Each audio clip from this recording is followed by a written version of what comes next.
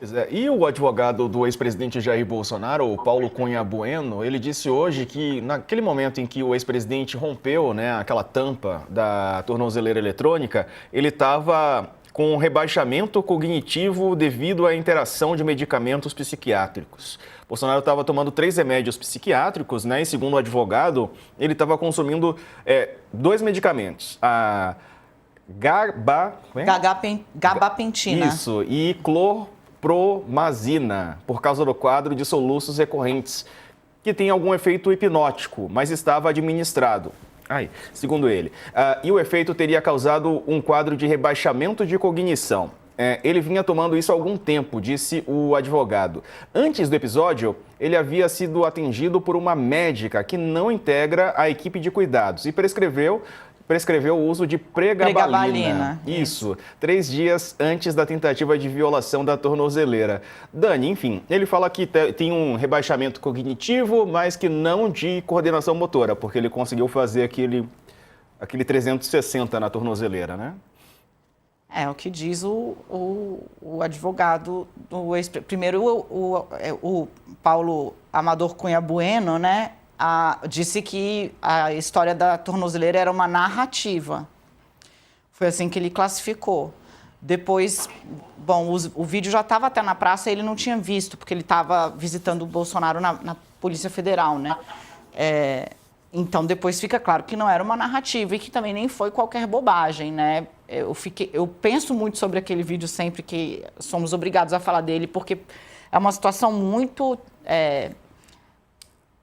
tétrica, né, para um ex-presidente da República, né? É uma situação mostra muita vulnerabilidade, quase um desespero. É uma situação onde, assim, ex-presidente da República nenhum deveria ser visto, né? Com a voz pastosa, tendo confessado que usou uma solda, um ferro de solda, para violar a própria tornozeleira eletrônica. Agora, o que aconteceu ali, se Bolsonaro teve ajuda ou não, se ele fez aquilo ali sozinho, isso está sendo objeto de investigação, gente.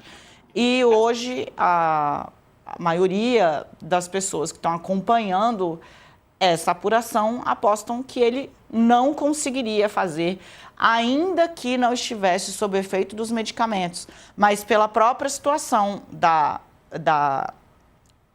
do abdômen do ex-presidente, né, que já fez uma série de cirurgias, tem uma série de cicatrizes, ele tem a barriga exatamente por conta das sequelas, né, da facada inchada, inflada, ele tem muita dificuldade com gás, enfim, tudo isso, né, que a gente já sabe porque acompanhamos durante toda a presidência dele o reflexo disso. Então, que seria muito difícil que alguém com esse inchaço, esse desconforto permanente com o qual ele precisa lidar, conseguisse, com um ferro de solda, fazer o movimento de 360, desculpa, abaixei aqui, eu estava na câmera fechada, em toda a tornozeleira, com um ferro que, além de tudo, tem uma temperatura alta e poderia machucar a pele dele, né? Então, assim, isso está sendo investigado, acho que o advogado está no papel dele, está trazendo a versão que, nesse momento, é mais benéfica para o seu cliente, inclusive de forma pública, né? Porque, como eu disse,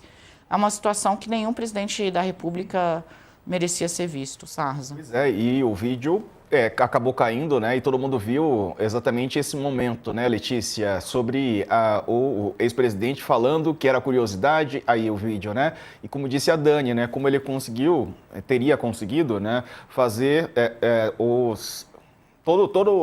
né? Como é que fala? Circundar todo o case, né? Isso. Fazer toda a circunferência, inclusive, não ficou nenhuma lateral. Algumas, inclusive, isso é interessante também, desculpa, eu te interrompi, não, né? Mas pode falar. Mas é que a parte de cima está muito mais furada e tem marcas, inclusive, de que foi alvo de um rejunte. Emendaram, assim, né? como essa lateral também, sabe? A parte de baixo, ela mostra menos, mas também está bem perfurada. E a pele dele está intacta, né? Quer dizer, ele não sofreu nenhuma queimadura. Letícia? Eu perguntei, ontem fiz uma entrevista com o Eduardo Bolsonaro e perguntei sobre isso para ele. Eu falei, olha, queria que o senhor explicasse um pouco o que o senhor escutou dos seus familiares e da defesa sobre o que aconteceu com a tornozeleira, porque, de fato, o ex-presidente não se queimou, não queimou a pele, se ele teve algum tipo de ajuda, qual que é a explicação vinda? O Eduardo, ele vai muito na linha, está muito alinhado com o discurso da defesa, é o mesmo discurso ali que eles estão levando para frente.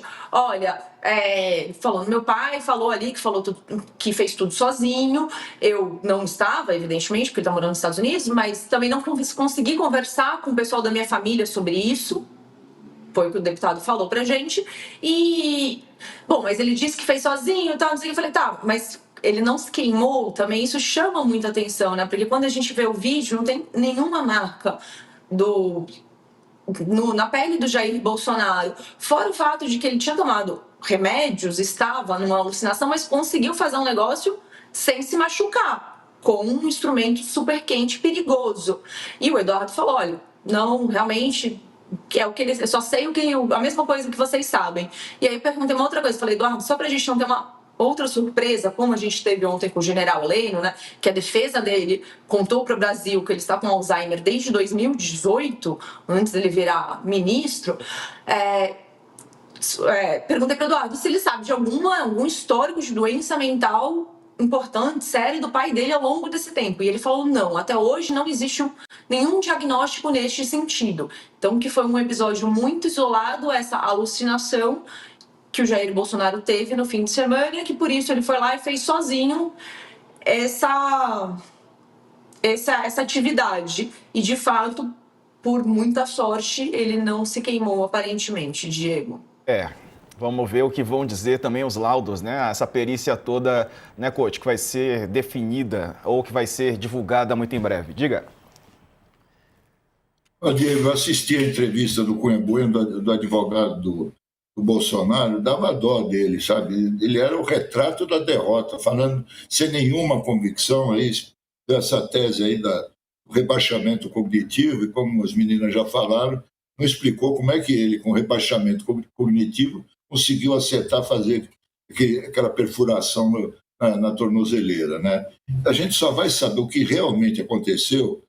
Olha que o irmão mais velho dele, acho que é Renato o nome dele, foi ouvido nas investigações, que estava na casa naquela noite, né? E pelo que eu li nos jornais, ele é dono de uma oficina.